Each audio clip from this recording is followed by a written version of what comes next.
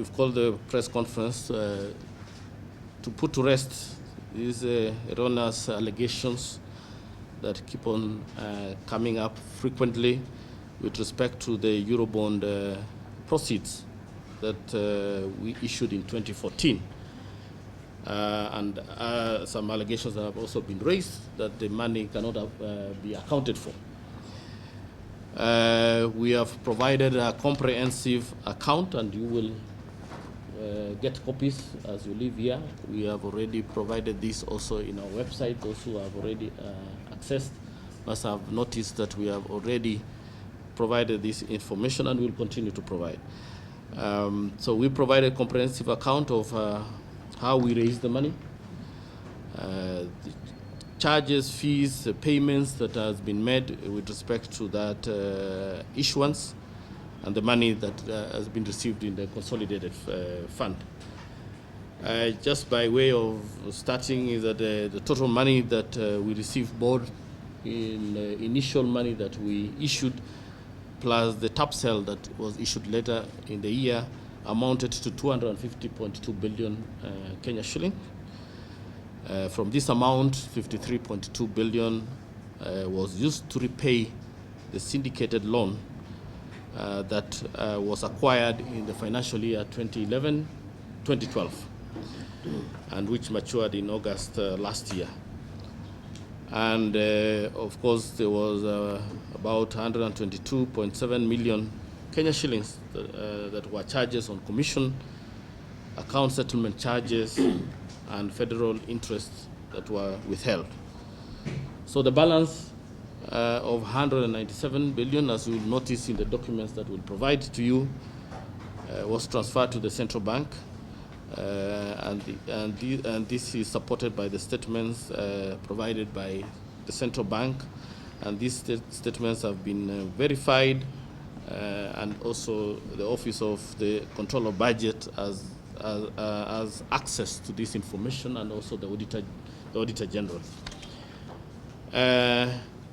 It's clear from those documentations that all the proceeds of the sovereign bond were fully accounted for, and no money was lost as alleged. The nature of this transaction, and I've said this before, requires us to open this account so that all the money can be received and then transferred to the consolidated fund. The key question that Kenyans want to know is whether there was any money missing. Was money diverted for the purposes that it was not borrowed for? And the good thing about the banking system is that there's a trail. There's a trail, and we can follow the money from one bank to another bank. And what the documents that we have here will be able to show the swift messages as money moves from one bank to another bank and to another bank. And this will be making this available to you. And you will see that in the account that the central bank opened in JP Morgan Chase, you can see the 2 billion going into that account. And we have swift messages showing that money going into that account, excluding the commissions. Once the money went into that account, we have swift messages showing how that money came to the central bank, all of it. Of course, after we paid the syndicated loan. That information is there. And I think as a press, if you can show that information, that this money came from this bank, it went to this bank, it went from here, it went to the central bank.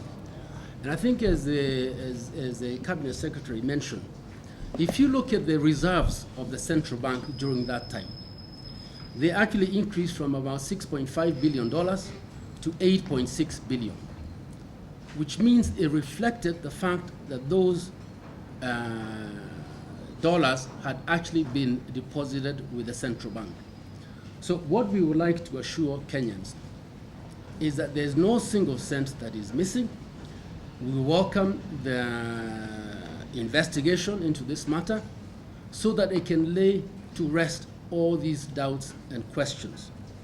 And I believe if this investigation can be done very quickly, so that Kenyans rest assured that not a single piece of shilling from the sovereign bond has been diverted for the wrong purposes.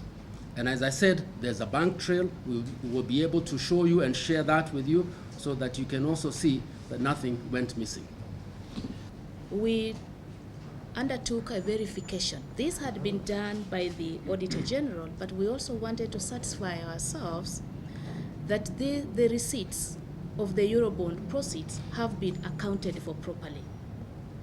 So we confirmed the entries moving from the offshore account to the sovereign bond proceeds account held at Central Bank, and we have that reconciliation which we can share with you.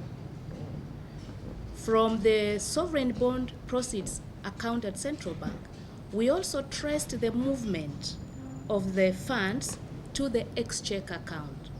And as I mentioned, ladies and gentlemen, last time we were here, my mandate is to approve withdrawals from the exchequer account. So I wanted to be satisfied that the funds have actually moved to the exchequer account. So again, we traced, using the bank statements, we traced the movement of funds from the sovereign bond proceeds account held at Central Bank into the exchequer account. We also have that reconciliation, which I can share with you.